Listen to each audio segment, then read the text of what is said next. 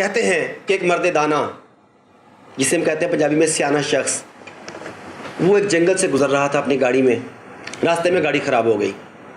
اس نے گاڑی روکی، سٹارٹ کرنے کی کوشش کی مگر گاڑی سٹارٹ نہ ہوئی.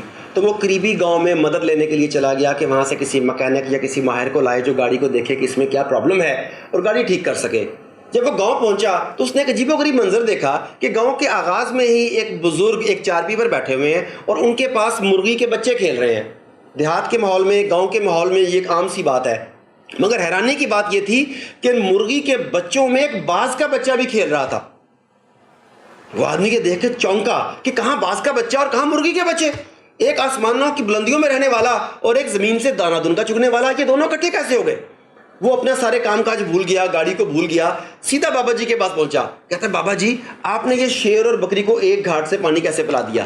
آپ نے یہ خلاف فطرت کام کیسے کر دیا کہ مرغی کے بچے اور باز کا بچہ اکٹھے کیسے رہ رہے ہیں؟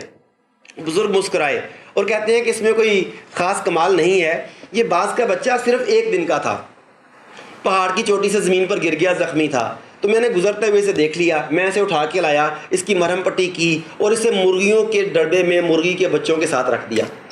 جب اس کی آنکھیں کھلیں تو اس نے جب آس پاس دیکھا تو اسے مرغی اور مرغی کے بچے چوزے نظر آئے. یہ سمجھا کہ مرغی میری ماں ہے اور مرغی کے بچے میرے بہن بھائی ہیں. اور انسان اپنے ماحول سے، اپنے ماں باپ سے، اپنے بہن بھائیوں سے، آس پاس کے رہنے والے لوگوں سے، سوسائٹی سے بہت کچھ سیکھتا ہے. اب اس باز نے دیکھا کہ یہ مرغی اور چوزے زمین سے دانہ دن کا اٹھا کے کھاتے ہیں اور جو کھاتے ہیں وہی اس نے بھی اٹھا کے اسی طرح سے کھانا شروع کر دیا. تو آہستہ آہستہ اس کی یہ عادت پختہ ہو گئی اور اب یہ سمجھتا ہے کہ یہ مرغی کا بچہ ہی ہے. وہ استاد، وہ دانا آدمی، وہ سیانا بڑا حیران ہوا. اس نے بابا جی سے کہا کہ بابا جی ایک مہربانی کیجئے، یہ باز کا بچہ مجھے توفتاً یا قیمتاً عنایت کر دیجئے. بابا جی نے پوچھا بیٹا تم اس کا کیا کرو گے؟ اس دانا آدمی نے کہا کہ میں اس پر ریسرچ کروں گا، میں اسے اس کی شناخت واپس دلاؤں گا، میں اسے بتاؤں گا کہ تم مرغی کا بچہ نہیں ہو، باز کا بچہ ہو. بابا جی مسکرائے اور کہنے لگے کہ تجربہ کرنا چاہتے ہو تو لے جاؤ. اس دانا آدمی نے شکریہ کے ساتھ تو باز کا بچہ لیا اور گاڑی ٹھیک کروا کے شہر پہنچ گیا. اب اس نے روزانہ کیا کرنا کہ باز کے بچے کو اپنے سامنے ٹیبل پر بٹھانا اور اسے کہنا بات سن، تو باز کا بچہ ہے، تو مرغی کا بچہ نہیں ہے، اپنے آپ کو پہچان. باز کو اردو کہاں آتی، اس نے سرائکی میں بتایا، پشتو میں بتایا، انگلش میں بتایا، پنجابی میں بتایا، بتا کے تھک گیا. پورا مہینہ وہ اسے بتاتا رہا کہ تو باز کا بچہ ہے، مرغی کا بچہ نہیں، اپنے آپ کو پہچان. باز کو سمجھ نہیں آئی. تنگ آ کے اس دانا آدمی نے ایک دن اس باز کے بچے کو ایک لفافے میں ڈالا اور سب سے اونچے پہاڑ کی چوٹی پر لے گیا. وہاں جا کے اس نے اپنے باز کے بچے کو تھیلے میں سے باہر نکالا، اپنے ہاتھ میں پکڑا اور اسے مخاطب کر کے کہتا ہے کہ بات سن، میں پورا مہینہ تجھے سمجھا رہا ہوں کہ تو مرغی کا بچہ نہیں ہے، باز کا بچہ ہے. اور یاد رکھ کہ باز کا بچہ ہوتے ہوئے مرغی کے بچے کی زندگی بسر کرنا ذلت کی زندگی ہے اور ذلت کی زندگی سے موت بہتر ہے. آج یا تو اپنے آپ کو پہچان یا موت کو قبول کر لے. یہ کہہ کے اس دانا آدمی نے باز کے بچے کو اٹھا کے پہاڑ سے نیچے پھینک دیا. وہ باز کا بچہ رہا تو مرغیوں میں تھا، اس نے بھی مرغیوں کی طرح کندھے سکیڑے، آنکھیں بند کر لی اور گدر اندر گھسیڑ لی کہ تھوڑی دیر میں زمین آ جائے گی. زمین تو کوئی نہیں آئی. جب چند سیکنڈ گزرے اس نے تھوڑی سی آنکھیں کھول کے دیکھا تو زمین بہت دور تھی. وہ ڈر گیا.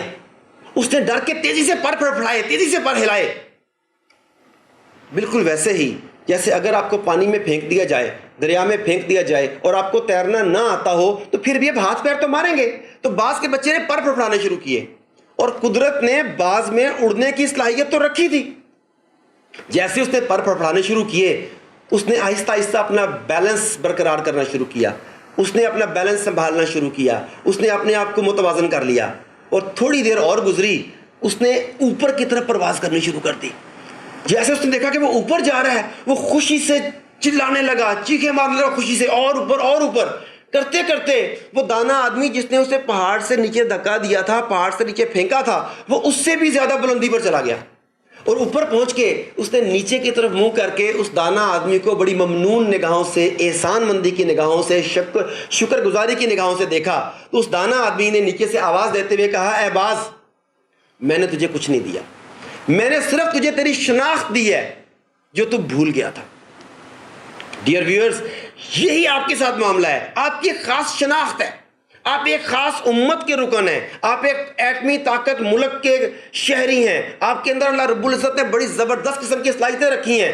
مگر پرابلم کیا ہے؟ آپ کے آس پاس بے شمار مرغیاں ہیں جن میں آپ کے ٹی وی اور اخبار بھی شامل ہیں، جو آپ کو مسلسل بتاتے ہیں کہ آپ باز کا بچہ نہیں ہو، آپ مرغی کا بچہ ہو، جو بتاتے ہیں کہ تم سپر پاور نہیں ہو، سپر پاور کوئی اور ہے، جو آپ کے بتاتے ہیں کہ تم بہادر اور ہمتور نہیں ہو، تم تو بزدل ہو، تمہاری قوم ہی ایسی ہے، وہ آپ کو مسلسل بتاتے ہیں کہ تم ایک دہشت گرد ہو۔ شرط یہ ہے کامیابی کی کہ اپنے آپ کو پہچانیں، اپنی شناخت کو پائیں کہ آپ کون تھے، تاکہ نشت ثانیہ کو حاصل کر سکیں۔ ڈیئر ویئرز، مجھے امید ہے کہ یہ کہانی آپ کو پسند آئی ہوگی، اس نے آپ کے اندر جوش اور ولولہ جگایا ہوگا، اپنے اندر جھانکنے پر مجبور کیا ہوگا، اپنی شناخت کو پانے پر مجبور کیا ہوگا۔ میں نے ایسی ہی کئی کہانیوں کو آپ لوگوں کے لیے چند کتابوں میں اکٹھا کیا ہے۔ کہانیاں انسانی زندگی میں بنیادی کردار ادا کرتی ہیں۔ بدقسمتی سے ہمارے پاس بچوں والی کہانیاں تو ہیں، لڑکپن والی کہانیاں تو ہیں، مگر میری اور آپ کی ایج میں، جوانی کے عالم میں یا بڑھاپے کے عالم میں جو کہانیاں ہمیں درکار ہوتی ہیں وہ ہمارے لیے ڈیزائن نہیں کی گئیں۔ میں نے کچھ پرانی کہانیاں لیں، انہیں نئے طریقے سے ڈھالا، کچھ کہانیاں خود بنائیں، آج کے تقاضوں کو سامنے رکھتے ہوئے انہیں چند کتابوں میں منتقل کیا۔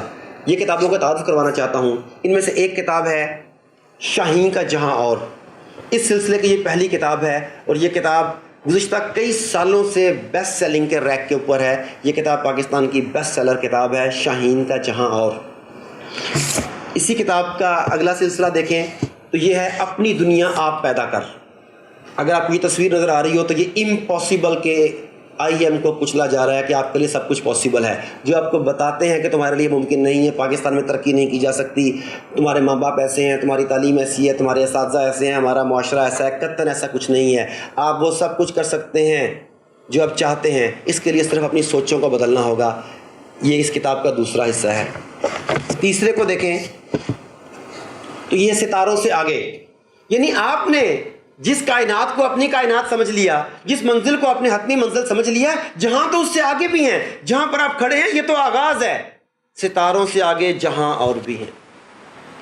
یہ 3 کتابوں میں لگ بھگ، شاید مجھے ایگزیکٹ یاد نہیں ہے، لیکن کوئی 200 کے قریب ایسی کہانیاں ہیں جو آپ کی سوچوں کو بدل ڈالیں گی، رشتوں کے حوالے سے، لیڈرشپ کے حوالے سے، ترقی کے حوالے سے، نا امیدی کو امید میں، تذبذب کو جوش میں، نا امیدی کو یقین میں بدل دیں گی، کیونکہ زندگی میں کامیاب ہونے کے لیے یہی آپ کا زیادہ راہ ہے۔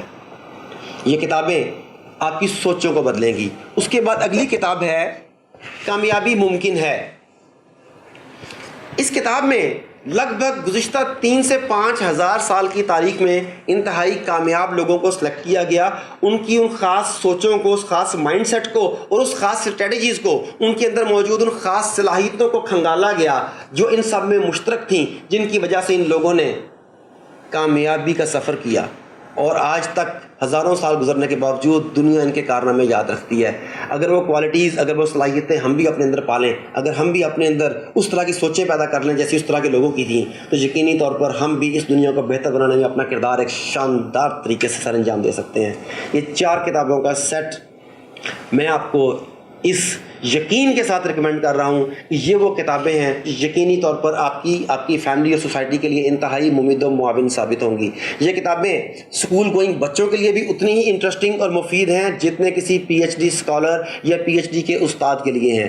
یہ کتابیں دادا جی بھی پڑھ سکتے ہیں، یہ کتابیں ابا جی بھی پڑھ سکتے ہیں، اور یہ کتابیں پوتا اور بیٹا بھی پڑھ سکتے ہیں، آپ کی بیوی اور بہن بھی پڑھ سکتی ہے۔ اس کے نتیجے میں یقینی طور پہ ایک شاندار، خوشگوار گھریلو زندگی، پروفیشنل زندگی، اور ایک بطور امتی ہونے کے ناطے آپ گزار سکیں گے۔ آپ سب کے ٹائم کا بہت بہت شکریہ۔ ان کتابوں کو پڑھنے کے بعد مجھے اپنا فیڈ بیک ضرور دیجیے گا تاکہ میں اپنی کوشش آپ لوگوں کے لیے جاری رکھ سکوں۔